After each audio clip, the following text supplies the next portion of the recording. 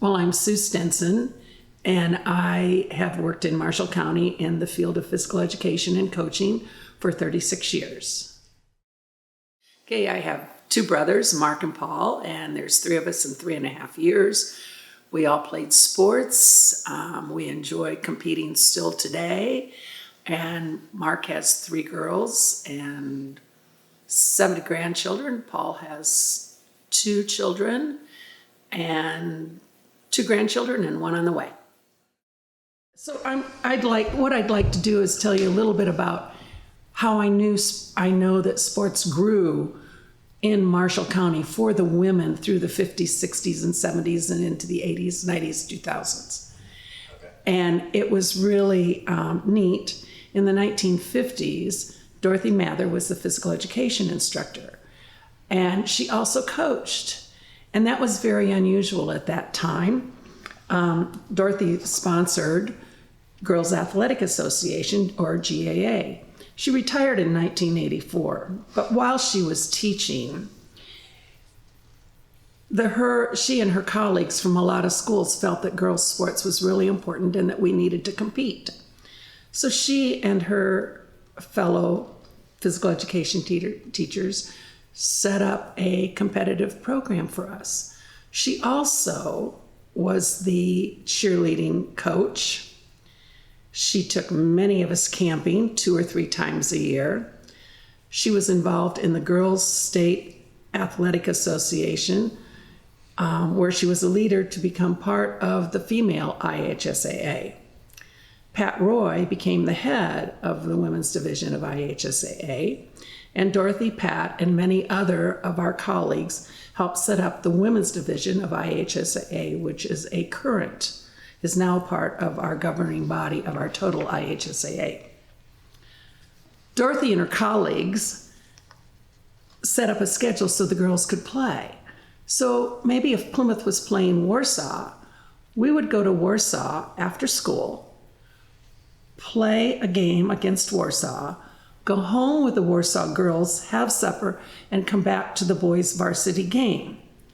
Now, you don't see that happen today at all. So there were some good times about that. Because of Dorothy and her friends, we competed in volleyball, basketball, archery, and badminton. And there were tournaments to be considered at the state level, but they weren't sanctioned by anybody. It was just a group of physical education instructors and coaches that set these up. So there weren't any. You got a ribbon if you placed first. It wasn't a big deal. Dorothy excelled as a sportswoman, and she taught her students to be, Dorothy excelled as a sportswoman, and she taught her students to be excellent competitors. Several of her teams placed well at state level, especially in the badminton and archery. Little recognition was given to females at this time, and we did not play in front of spectators. My brothers played football, basketball, and track from 1963 to 1968, and my parents never missed a game or a meet.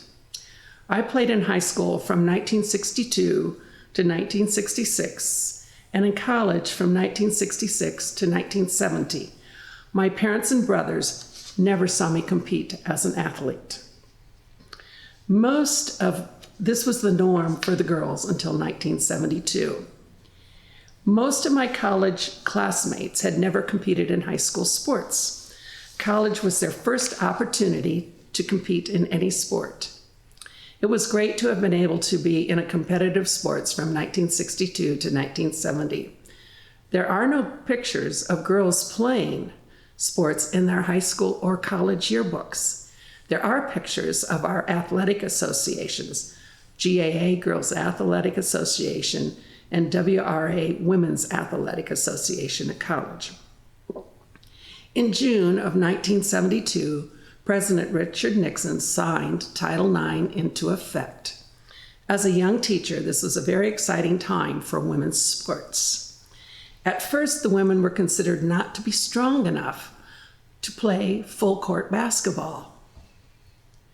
We played with 6 players on each team, 3 guards and 3 forwards, 3 bounces and pass.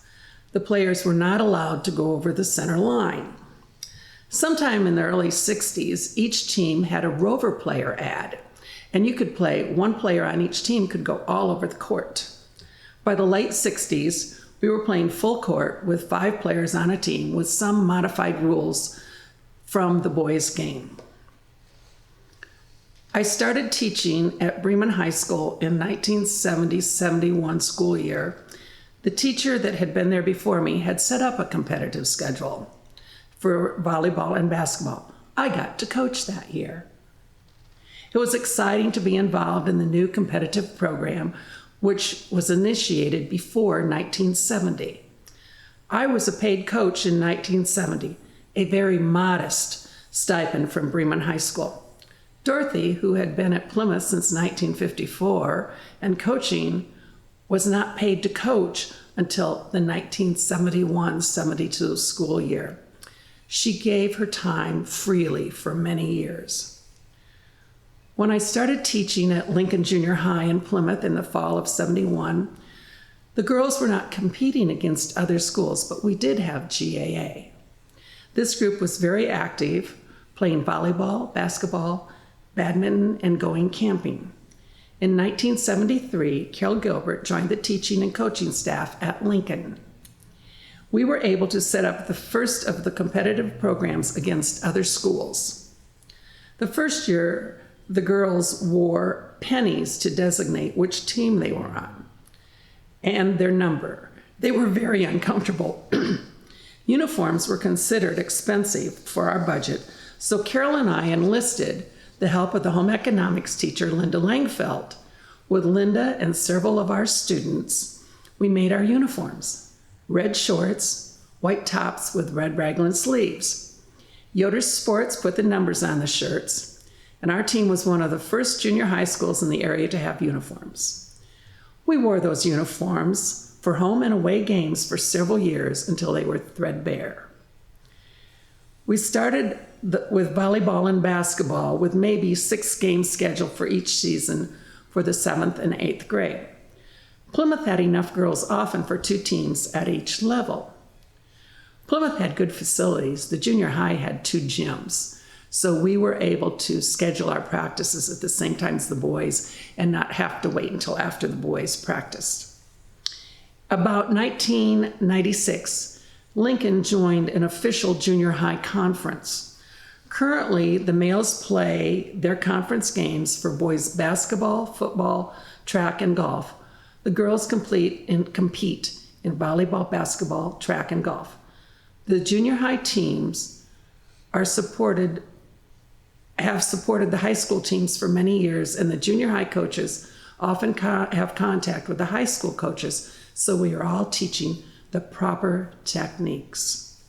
Track was the first equal pay for men and women coaches. We have had many successful Lincoln Junior High seasons during the years of participating in competitive sports. There have been many female coaches at the junior high since 1971. Many Plymouth female athletes were inspired by the physical education coaches, teachers, instructors, and parents to continue their educations in related fields.